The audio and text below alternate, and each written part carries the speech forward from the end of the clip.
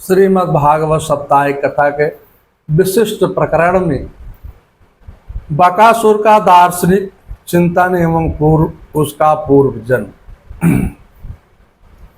श्रीमद् भागवत के दशम स्कंद के 11वें अध्याय में बकासुर का चरित्र आता है। जिस समय भगवान श्री कृष्ण बलराम जी तथा अन्य ग्वाल बाल एवं गोपों के साथ वृंदावन के पावन भूमि में यमुना जी के किनारे वत्साचरण लीला कर बछड़ों को जल पिलाकर स्वयं जल पी रहे थे। उसी समय वह बकासुर नाम का राक्षस बकुले का रूप धारण करके यमुना के किनारे आ गया और आते ही उसने श्री कृष्ण को निगल गया। सभी बाल घबरा गए। भगवान ने अंदर जाकर के अग्नि की तरह उसके ताल को जला दिया। उसे पीड़ित होकर के उसी क्षण श्री कृष्ण को उगल दिया।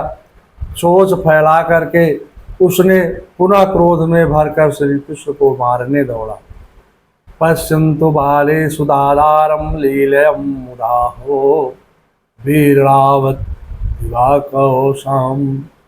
भगवान ने उनके दोनों चंचपुट पकड़ लिए और पटेरे की तरह उसका मुंह फाड़ दिया। वह जोर से पृथ्वी पर गिर पड़ा और वहीं पर वह मर गया। उसकी आत्मज्योति परमात्मा में विलीन हो गई। भगवान को जो जीव जिस भाव से भजते हैं उसी भाव से भगवान उसका उद्धार कर देते हैं। गीता में भगवान श्री कृष्ण कहते हैं, यम यम वाप्यम स्मरण भावम त्यजन्ते कलेवरम तम तामेति कौन्तेया तदा तद्भावितः। गीता के 8वें अध्याय का 6वां श्लोक। भगवान श्री कृष्ण अर्जुन से कहते हैं, हे अर्जुन, मनुष्य अंतकाल में जिस जिस भाव का स्मरण करते हुए शरीर को छोड़ता है वह उस अंतकाल में भाव से सदा भक्त होता हुआ उसको ही प्राप्त होता है। उस योन में ही चला जाता है। दार्शनिक चिंतन। इस कथानक में बकासुर राक्षस बकुला भक्ति का प्रतीक है। यमुना जी भक्ति का किनारा है।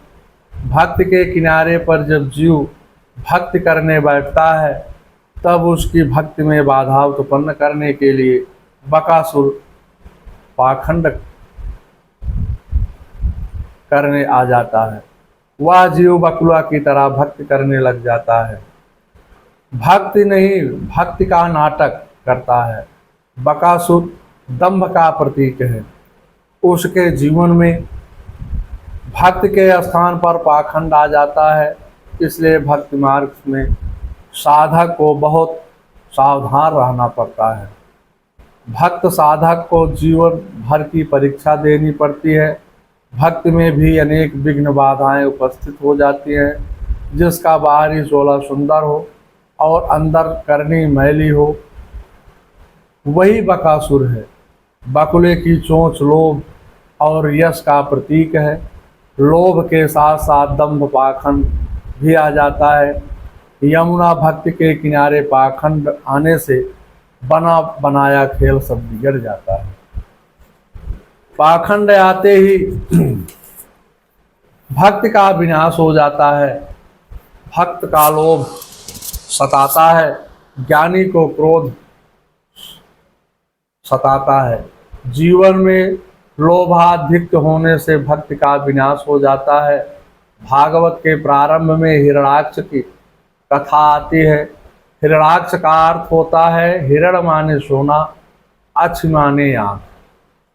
जिसकी दृष्टि लोभ में लगी रहती है और जीवन में लोभ ही ऐसा आ जाए कि संसार के सभी भोग संपत्ति मुझे ही प्राप्त हो जाएं, ऐसा नाम हिरण्याक्ष लोभ है। भागवत के प्रथम प्रारंभ में हिरण्याक्ष की कथा लोभ के रूप में ही आती है। इसका तात्पर्य है कि भक्ति करने चलोगे तो आपकी भक्ति का विनाश करने के लिए आपके जीवन में हिरण्याक्ष रूपी लोभ के रूप में आक्रमण करेगा और भक्ति का विनाश करेगा। मन बुद्धि को प्रभावित कर आपको भक्ति मार्ग से विचलित कर देगा। इसलिए भगवान ने भागवत के प्रारंभ में हिरणाक्ष रूपी लोभ का विनाश किया है।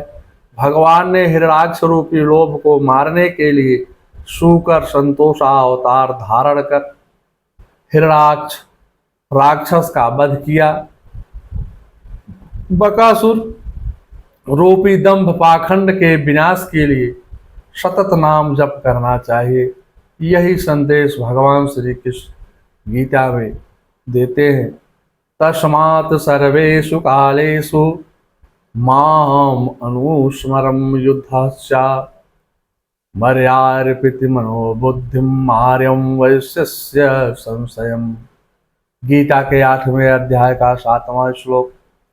बकासुर रूपी दंभ का विनाश केवल भगवान ही कर सकते हैं। जो जीव भगवान की शरण ग्रहण कर लेता है तब भगवान उस जीव की रक्षा करते हैं। गीता में भगवान श्री कृष्ण कहते हैं, नामे भक्तम प्रणश्यति। यही कथा का सारांश है। बकासुर का पूर्व जन्म। गर्ग संहिता के अनुसार पूर्व जन्म में बकासुर उत्कल नाम का राक्षस था।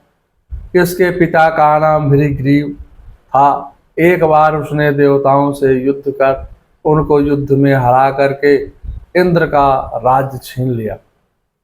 इसी प्रकार अन्य राजाओं ने भी राज्य भी जीत करके स्वयं शासक बनकर बैठा और राज्य करने लगा।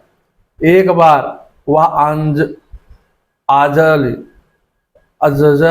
पुण्य के आश्रम में पहुंचकर वंशी के द्वारा मछली पकड़ने का यंत्र मछलियों को खींच खींच करके खाने लगा।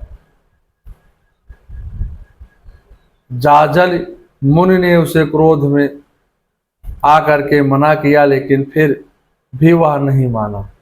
तब मुनि ने श्राप दे दिया, अरे दुष्ट, तो बकुले के समान मछलियों को खाता है, इसलिए तो बक ही हो जाएगा।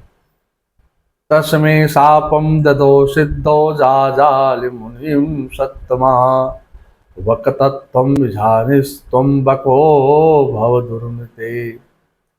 मुनि का शाप सुन करके वह बहुत पश्चाताप करता हुआ उसने दयावान मुनि के पैर पकड़ लिए और प्रार्थना किया, हे प्रभु। तब उन्होंने दयावश हो करके कहा कि द्वापर के अंत में जब भगवान श्री कृष्ण का अवतार होगा तब उन्हीं के द्वारा तेरी मुक्ति हो जाएगी। मंगलम भगवान विष्णु मंगलम गरुड़ाध्वजा मंगलम पुंडरीकाक्षाय मंगलाय तनो हरि।